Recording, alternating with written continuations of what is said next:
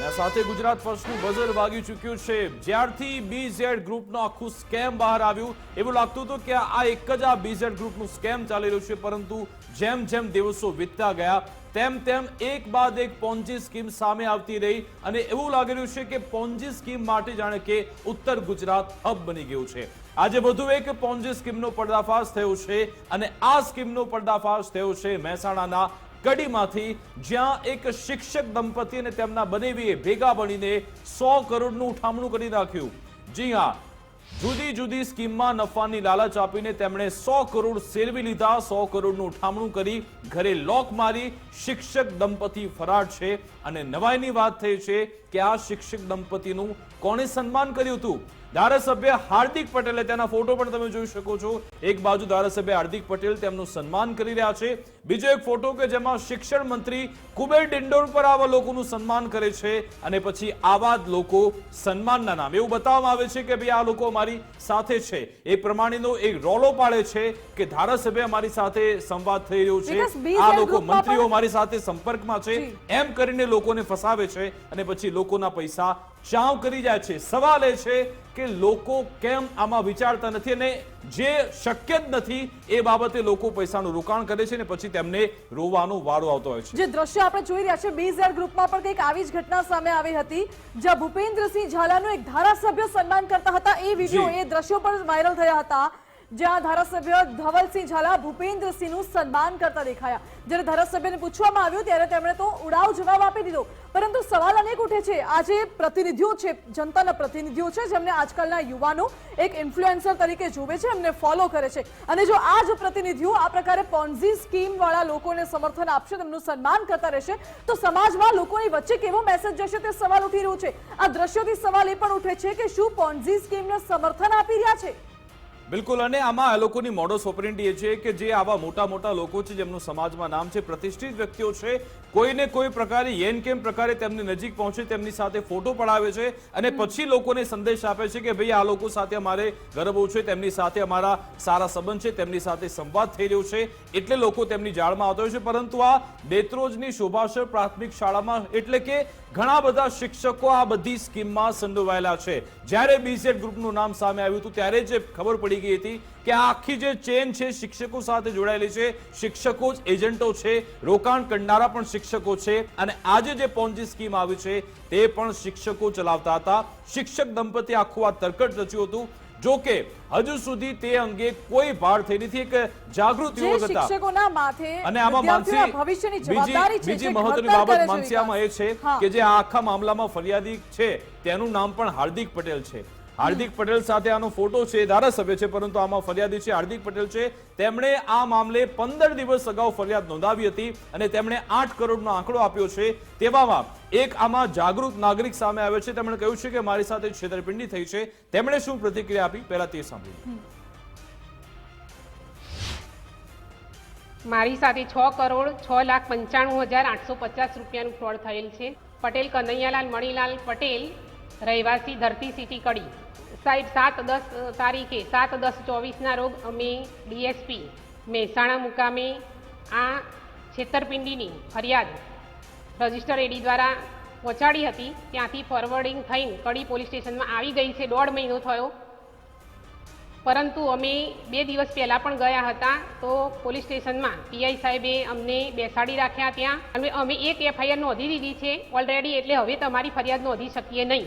એટલે શું એક ફરિયાદીની સામે એમ એક જ વાર એફઆઈઆર નોંધાશે?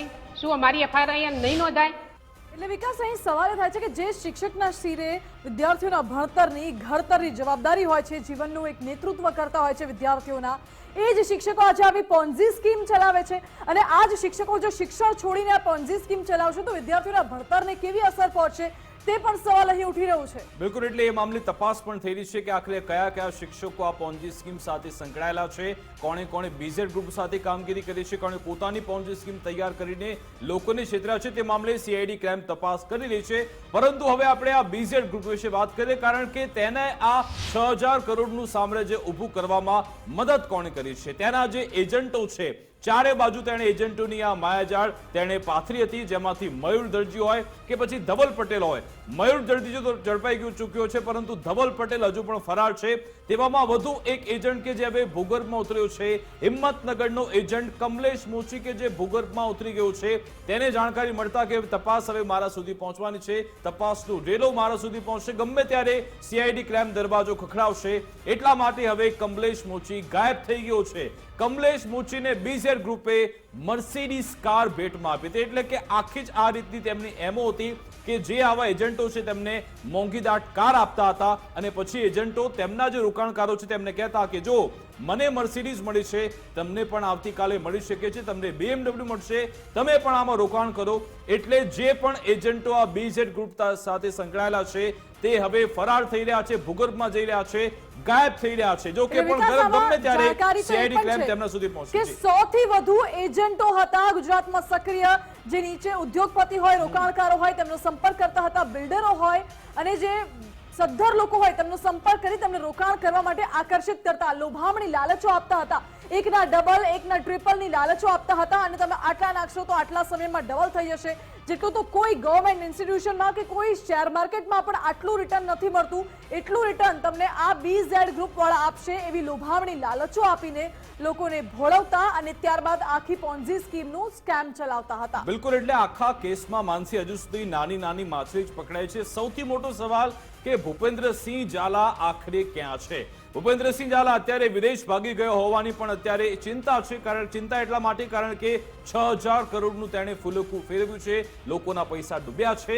એ ક્યાં છે સૌથી મોટો સવાલ છે. પરંતુ સોશિયલ મીડિયામાં અને કેટલાક ગ્રુપમાં આ લોકો હવે પોતાના રોકાણકારોને મેસેજ પણ આપી રહ્યા છે. તે લોકો પણ રાજકીય ભાષા વાપરી રહ્યા છે કે એક હે તો સેફ હે. એ લોકો એવું કહે છે કે ભાઈ મીડિયામાં ખોટા અહેવાલ આવે છે, તમારા રૂપિયા ક્યાંય જવાના નથી, તમને હપ્તો મળી જવાનો છે, એટલે તમે અમારી સાથે રહો, આપણે બધા એક રહીશું તો સેફ રહીશું. તેવા મેસેજ પણ આ લોકો સોશિયલ મીડિયામાં આપી રહ્યા છે.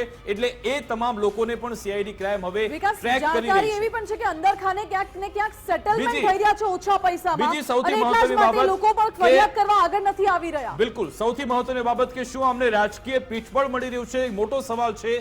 આજના દિવસમાં કોંગ્રેસે આ મોટો આક્ષેપ લગાવ્યો કે ABVP સાથે સંકળાયેલ જે લોકો છે તે આમાં ભાગીદારી તરીકે કામગીરી કરતા હતા. ગાંધીનગરની BZ ઓફિસના એજન્ટ લઈ આજે કોંગ્રેસે આરોપ લગાવ્યા કે ABVPના પ્રદેશ મંત્રી અમનસિંહ ચાવડા BZ ગ્રુપ સાથે સંકળાયેલા છે. ખૂબ જ મોટો આક્ષેપ તેમના તરફથી લગાવવામાં આવ્યો. કેટલાક ફોટોગ્રાફ્સ આજે પાર્થિવરાજસિંહ કઠવાડિયા પણ જાહેર કર્યા હતા. કોંગ્રેસ તરફથી આજે શું આરોપ લગાવવામાં આવ્યો તે સાંભળી લઈએ. ચાવડા સ્પષ્ટ દેખાય છે અને નીચે લખે છે પોતે, ભવ્ય આયોજન બદલ ખૂબ ખૂબ અભિનંદન શ્રી ભૂપેન્દ્રસિંહ ઝાલા. સીઆઈડી ક્રાઇમથી ગણતરીની મિનિટોમાં પહોંચી શકાય એટલી દૂર ઓફિસ અને આટલું મોટું કૌભાંડ થયું હોય ત્યારે એવા કૌભાંડીઓ જેના ભાજપના નેતાઓ જોડેના સીધા કનેક્શન હોય, મોટા નેતાઓ જોડેના ફોટા હોય અને જે દિવસે ઉદ્ઘાટન થયું એ પણ જાણવા મળ્યું છે કે ગાંધીનગરના મોટા મોટા નેતાઓ આ BZના ઓફિસના ઉદ્ઘાટનોમાં પહોંચ્યા છે.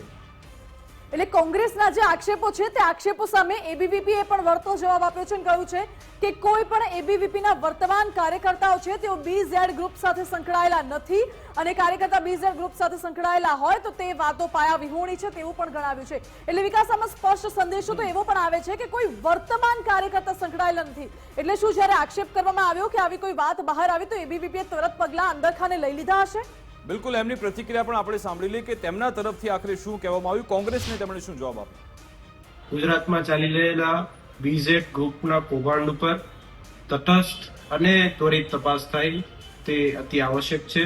ગુજરાત કોંગ્રેસની નીચલી માનસિકતા ધરાવતા એક પ્રવક્તા દ્વારા વિદ્યાર્થી પરિષદ પર ખોટા આક્ષેપો, ખોટા આરોપો મૂકવામાં આવ્યા. વિદ્યાર્થી પરિષદના વર્તમાન સમયના કોઈ પણ કાર્યકર્તા એ BZ ગ્રુપ સાથે સંકળાયેલા નથી. વિદ્યાર્થી પરિષદ આ તમામ આરોપોને પાયાવિહોણા ગણે છે.